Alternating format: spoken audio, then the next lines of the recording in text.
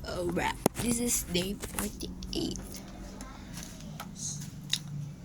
Record lang ng video pero walang review. O, diba ang galing? So, wala akong pasok bukas because it's Thursday. So, ayun din. Alas 11 na ako kasi nga nakauwi na kami mga 9. Kaya tinamad pa ako mag-video, bro. Lahat na tinamad. Pero anyway, kahapon meron ding kasi hindi ako naka-attend. Sabi ko, tapos nga nina. Ano yun? May mock test exam. So, umattend ako pero hindi ko sinagutan.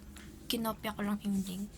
So, again, answer it before the cut. Daming alam. Pero feel ko hindi talaga ako papasa kasi first choice kasi engineering, CE pa yun. May quota pa yun. Tapos, ewan ko na lang. Sige na. Matulog na tayong lahat. Ano? Sige na. Day 48. Zooming out.